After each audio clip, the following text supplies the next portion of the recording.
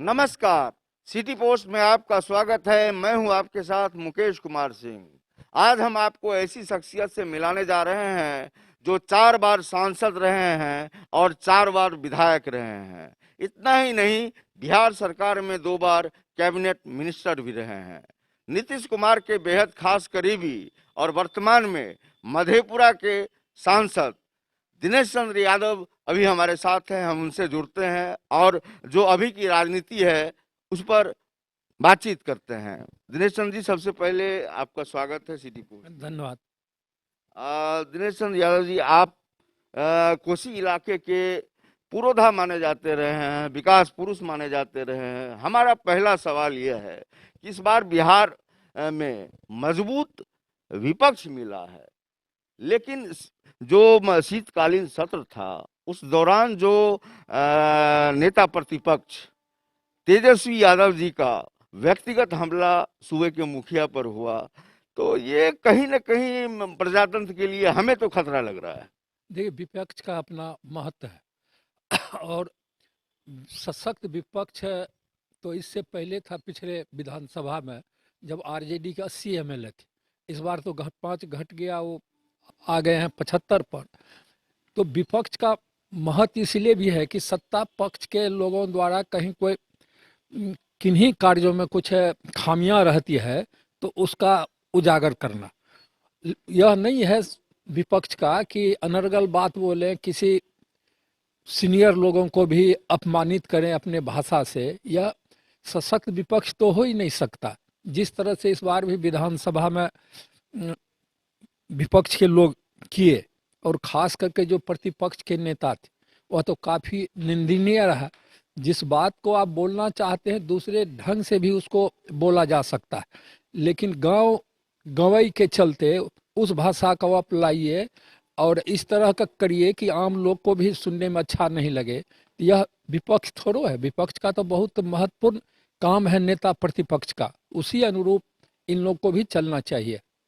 आपको लगता है ना कि जो विपक्ष की जिम्मेवारी होनी चाहिए, कहा जाता है कि एक सशक्त जो है विपक्ष वो जनता का मुखर जो है, कहेंगे कि जनता की मुखर आवाज होता है। इसके अलावा जो कमियां आपने बताई कि जो सरकार कमियां बरतती है उस पर नजर रहती है, लेकिन इस तरह से पारिवारिक हमले एक नहीं लग रहा है कि खराब परंपरा की शुरुआत है?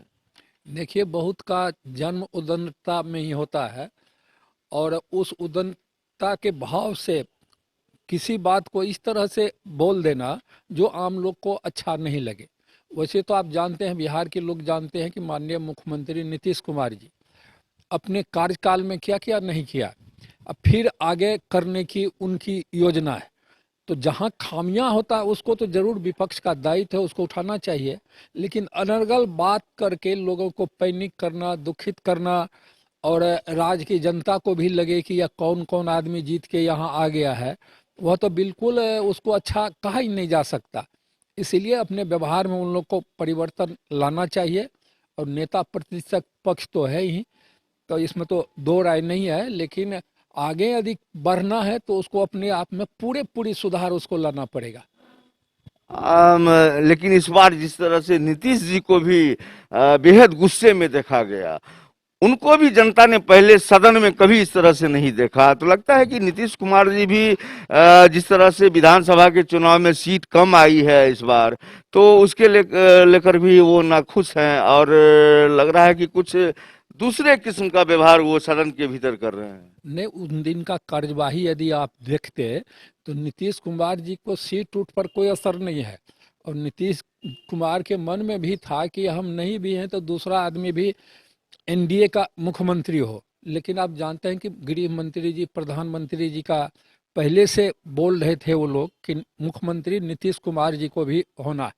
तो नीतीश कुमार जी से के काम में कहीं खामियां रहेगा तब न बोलिएगा। जबरदस्ती बोलने का तो कोई मतलब नहीं है। नीतीश कुमार तो बिहार में एक इतिहास रखा। पिछले दिन उतना जाना ठीक नहीं है, लेकिन यह भी कहना सही है कि आज आज़ादी के बाद जितने मुख्यमंत्री हुए और विकास के मामले में निष्पक्ष भाव से, चाहे पत्रकार हो, चाहे बुद्धिजीवी हो, गणमान्य लोग हो, यदि सोचेंगे तो जरूर इस राय पर पहुंचेंगे कि नीतीश कुमार जी ऐसा आज तक कोई मुख्यमंत्री नहीं हुआ। तो वो तो अपने सादगी में रहने वाले हैं, व्यवहार कुशल है, अपने बोली से किसी को अपमानित करने कभी वो नहीं किए और न कर आगे वो करेंगे। लेकिन उसके बावजूद भी अब विधानसभा में है, अनर्गल बात बोलिएगा कि जो सुनने में जिस पर कड़े हैं उसको तो खराब लगेगा ही, और वैसे लोगों को जिनको नहीं कहा गया, तो बिहार की जनता को भी बहुत खराब लगा और कहा कि क्या क्या बोल रहा है ये नेता प्रतिपक्ष। अब हम लोग राज्य से बाहर निकलें और केंद्र की तरफ मुड़ें।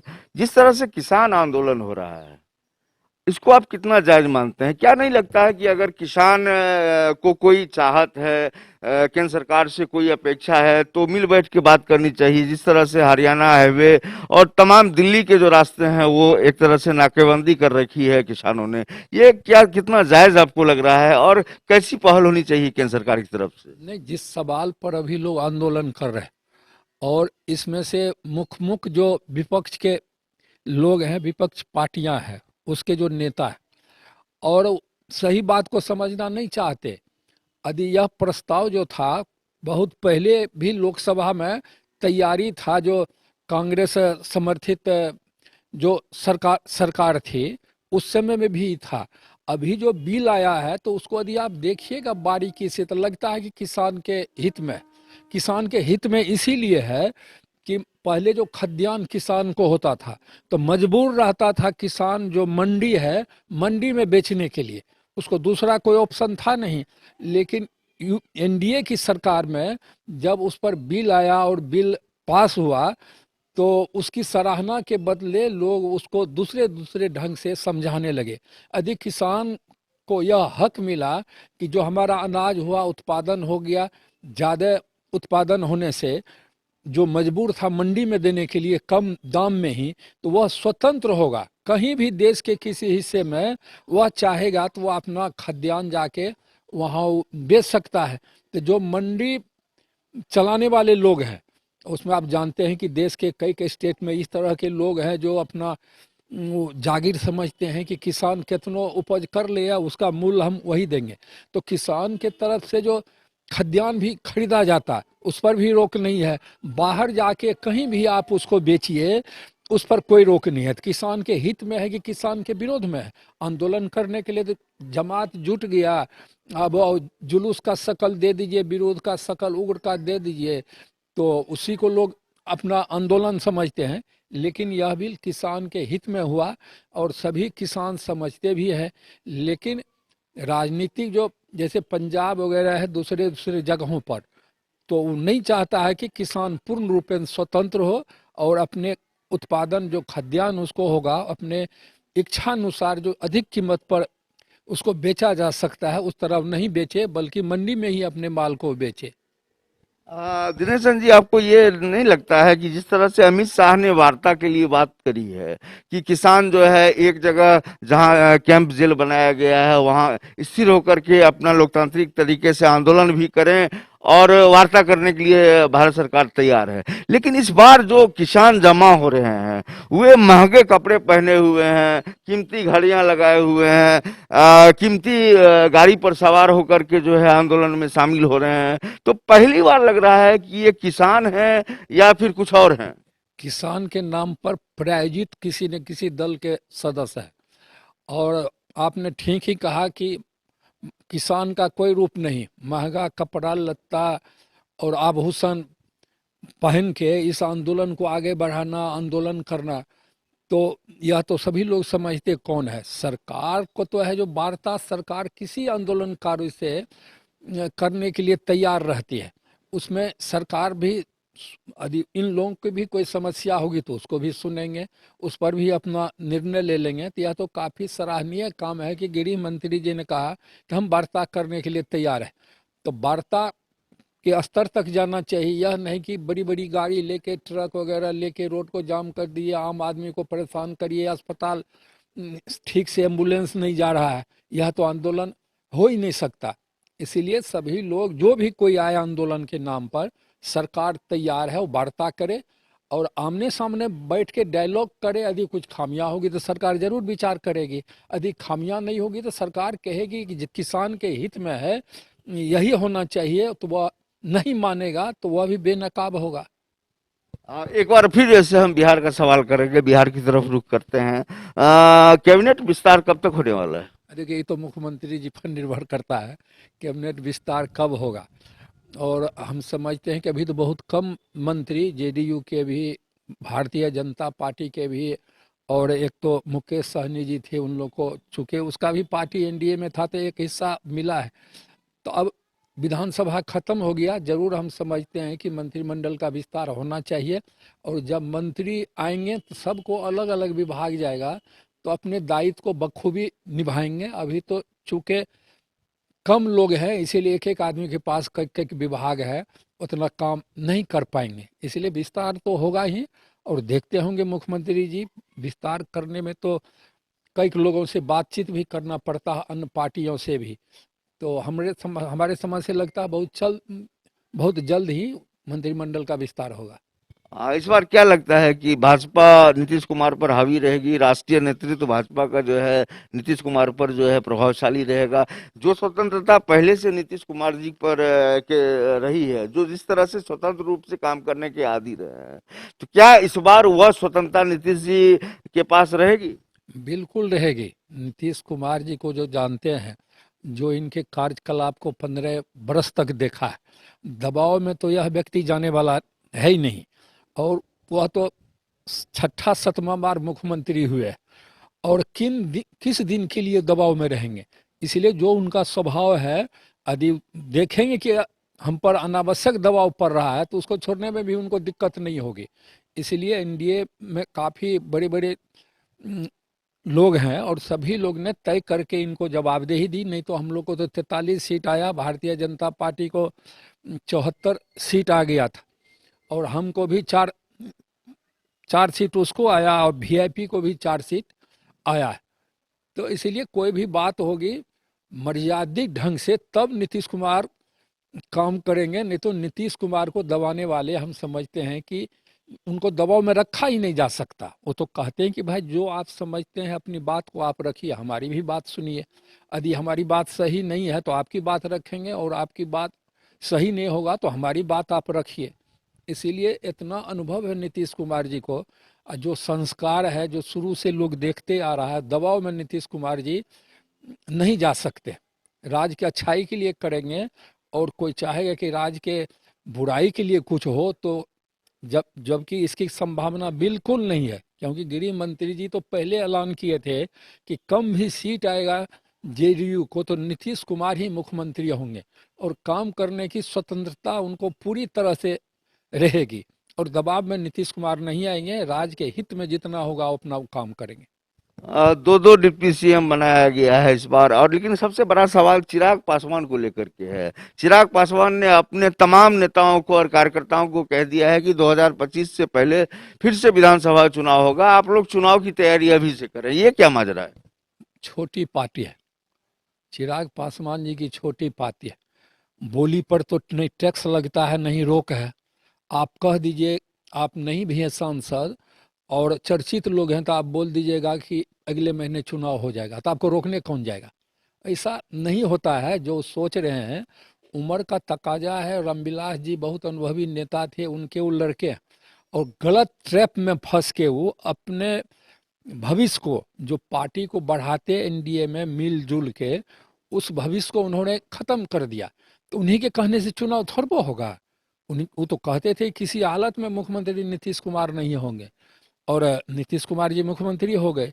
तो इस तरह से अपने मन मियाँ मिट्ठू, उसके कहने से चुनाव नहीं होगा। चुनाव फिर से कराने के लिए स्थिति परिस्थिति जब आती है राज्य की, अब कोई ऑप्शन नहीं है, तब चुनाव होता, जिसकी संभावना बिल्कुल नहीं है। 5 साल तक एनडीए की सरकार चलेगी, और अपने गुरु के मंत्र को पढ़ते रहें। जिस तरह से चुनाव में भी पढ़ रहे थे, उसको लाभ होने वाला नहीं है।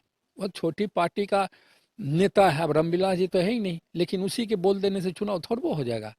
वो कह दें कि अपने कार्यकर्ता को कि अपने सगे संबंधी को कि चुनाव हो रहा है तैयार रहिए, तो उसकी खुशी, लेकिन चुनाव ना अभी होने का कोई सवाल नहीं है। महीना तो बीता नहीं भाई, 5 साल गुजरना है तो चुनाव कहाँ से होगा।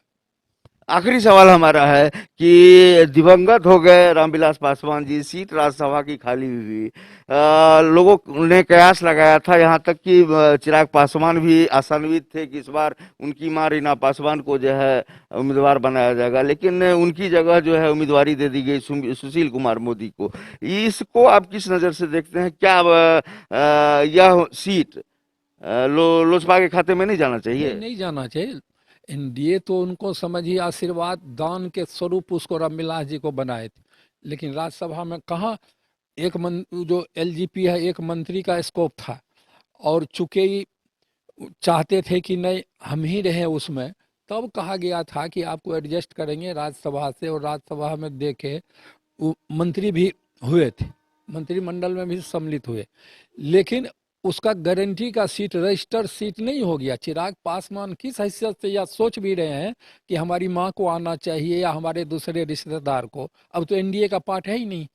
अब जब एनडीए का पार्टनर है तो उसके खुश और नाखुश रहने का तो कोई प्रश्न नहीं है। उसका रास्ता अलग है, इधर का रास्ता अलग है। इसीलिए मेरा तो सलाह अभी भी सुधरे और ठीक ढंग से पार्टी में काम करे। कोई बूढ़ा थोड़ा हो गया, लेकिन वो जो है जवानी का के जोश में दूसरे आदमी के ट्रैप में फंस करके अपने भविष्य को ओझल किया। ये थे हमारे ये थे हमारे साथ मधेपुरा के सांसद दिनेश चंद्र यादव जी। इन्होंने साफ कर दिया है कि नीतीश कुमार पर किसी का दबाव काम करने वाला नहीं है। नीतीश कुमार स्वतंत्र रूप से काम करने के आदी रहे हैं, और जिस तरह से सदन में नेता प्रतिपक्ष तेजस्वी यादव ने मर्यादा को खो करके अमर्यादित भाषा का प्रयोग नीतीश कुमार के लिए किया है, यह लोकतंत्र के लिए अच्छा नहीं है। और बातचीत के दौरान उन्होंने नेक्स्ट सलाह दे दी है चिराग पासवान को कि अभी वे बच्चे हैं, उन्हें राजनीति सीखने की जरूरत है और अपनी पार्टी को मजबूत करने की जरूरत है। इस विशेष कार्यक्रम में इतना ही। हमारे साथ कैमरा पर्सन संकेत को दीजिए इजाजत।